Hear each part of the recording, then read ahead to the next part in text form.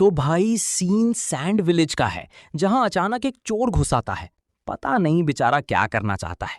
तभी वहां कांकुरो की एंट्री होती है। जाना चाहते हो, मास्टर काजे कागे के अलावा यहां पर कोई भी नहीं आ सकता। तभी वो चोर खिड़की तोड़कर भागने लगता है और भाई अपना कांकुरो भी अपने पपेट्स की मदद से उसे पकड़ने की पूरी कोशिश कर रहा था। थोड़ी देर बाद कांकुरो उसे घेर लेता है और सीरियस होकर कहता है, अब तुम नहीं भाग सकते। तुम्हें थोड़ा ध्यान से रहना होगा, समझ गए? अगली सुबह कांकुरो फिक्र जताते हुए गारा से कहता है, प्लीज गारा, चूनिन एग्जाम को सुपरवाइज करने का आइडिया भूल जाओ, लोग तुम्हें टारगेट कर रहे हैं।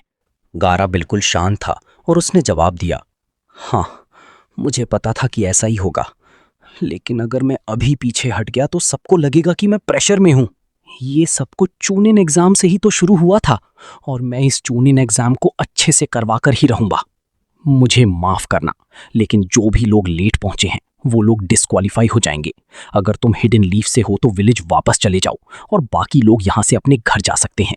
ये सुनकर एक लीफ का निंजा उदास होकर बोलता है, लेकिन हम यहां तक आने के लिए 3 दिन से दौड़े चले आ रही हैं। कुरुनाई उसे ठंडे अंदाज में टोकती है, तो तुम कंप्लेन कर रहे हो? हाँ, अगर इतना ही था तो जल्दी आ जाते। आसुमा मामले की गंभीरता समझाते हुए कहते हैं, शुक्र मनाओ कि तुम लोग यहां से घर जा रहे हो, क्योंकि आगे जो होने वाला है वो नर्क से कम नहीं। फिर हम देखते हैं कि तुम्हें पता है कि एग्जाम को दूसरी जगह लेना कितना स्ट्रेसफुल हो सकता है। पता नहीं ये सेकंड राउंड कैसा होगा। तो क्या हम दूसरी टीम के साथ भिड़ेंगे? अगर हाँ, तो हमें कुछ टीमों के साथ सावधान रहना होगा। हम पूरी स्पीड से यहां पर आए थे, लेकिन फिर भी हम फर्स्ट नहीं आए। टेंटेन बताती है कि हिडन वाटरफॉल वाले लोग फर्स्ट आए थे। नेजी सोच में पड़कर कहता है, हाँ, इतना ही नहीं, वो हमसे कुछ ज्यादा ही पहले यहां पर पहुंच चुके थे। आखिर वो किस टाइप का अपोनेंट है? वहीं हम देखते हैं कि फू चिल्ला रही थी क्योंकि उसके दोनों जॉनिन ने उसका दरवाजा लॉक कर दिया था। वो लड़की बहुत गुस्से में थी क्योंकि उसे मजे करने थे, पर उसे रोका जा रहा था। रात में डिनर के वक्त कीबा सबको ऑब्जर्व करते हुए कहता है, तो ये हैं सैंड विलेज के निंजा। जरा देखो उनकी आंखों को, वो जरूर गुस्से में लग रहे हैं। इनो दूसरी तरफ इशारा करके बताती है कि वहां हिडन रेन और हिडन ग्रास के लोग भी हैं। ली मजाक उड़ाते हुए कहता है, भाई उस मोटू के सामने तो अपना चूजी भी बिल्कुल पतला लगने लग जाता है। इनो को यह देखकर घिन आ रही थी और टेंटेन को फिक्र थी कि उसका पसीना खाने में न गिर जाए। तभी वो भारी भरकम निंजा अपनी भूख जाहिर करते हुए कहता है, ठीक है, लगता है कि अब खाने का समय हो गया। वो जब चलता था तो जमीन हिलती थी और उसका पसीना टपक रहा था। अचानक सब खाने पर टूट पड़ते हैं और पसीना हवा में उड़ने लगता है। ऐसा कुछ नहीं है गाइस, हम बस खाने को बचा रहे थे। देखकर लगता है कि गारा ने तुम्हें अच्छे से ट्रेन नहीं किया।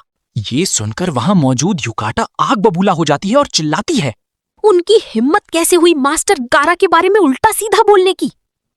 और फिर क्या, वहां बैटल शुरू हो जाता है और पूरा माहौल बिगड़ जाता है। टेंटेन नेजी से पूछती है कि वो सबको रोकता क्यों नहीं, तो नेजी आलस में जवाब देता है, सॉरी, लेकिन मैं अभी बिजी हूं, समझ गए।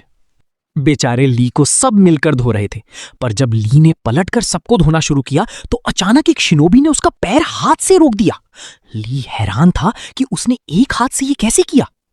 तभी वहां फू दीवार तोड़कर धमाकेदार एंट्री लेती है और एक्साइटेड होकर कहती है, टड़ा! हेलो गाइस, लगता है कि तुम लोग पार्टी शुरू कर चुके हो। वेल, मेरा नाम फू है, हिडन वाटरफॉल से। मैं जेनिन एग्जाम में आई हूँ दोस्त बनाने के लिए।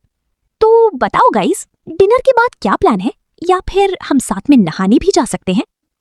ये सुनकर सब वहां से निकलने लगते हैं। फू उन्हें रोकने की कोशिश करती है पर कोई नहीं रुकता। उधर ली उस शिनोबी के पास जाकर दिलचस्पी से कहता है, एक्सक्यूज मी, जब मैंने आपको टच किया तो मुझे लगा कि आप में कुछ खास था। आपने मेरे हमले को बहुत आसानी से रोक दिया है। ये कहना तो नहीं चाहिए, लेकिन ऐसा करना बहुत ही मुश्किल है किसी के लिए भी, और इसलिए मुझे लगता है कि आप स्पेशल हो, बिल्कुल मेरे जैसे। वो शिनोबी शांति से जवाब देता है, मुझे तुम्हारे बारे में पता है। तुम हिडन लीफ के रॉक ली हो और मैं शीरा हूं, हिडन सैंड का। देखो, जिंदगी में एक ही सच्चाई है, दृढ़ निश्चय आपको कभी धोखा नहीं देता। शीरा के जाने के बाद सीन शिफ्ट होता है हिडन लीफ पर, जहां सुनाडे काकाशी से पूछती हैं कि सफर कैसा रहा। काकाशी गंभीर होकर बताते हैं, जैसा कि मैंने आपको पहले ही बताया था, मैं सासुके को देख नहीं पाया। मैंने छिपकर देखने की पूरी कोशिश की, लेकिन मैं कहीं भी जाता वो मुझे ढूंढ लेते। ऐसा लग रहा था कि कोई भूत मेरे ऊपर नजर रख रहा है। सुनाडे सोच में पड़ जाती हैं और कहती हैं कि ये एग्जाम अब काफी इंटरेस्टिंग होने वाला है। उधर सैंड विलेज में चूजी भूख के मारे भटक रहा था और गलती से सेंसे के क्वार्टर की तरफ जाने लगता है।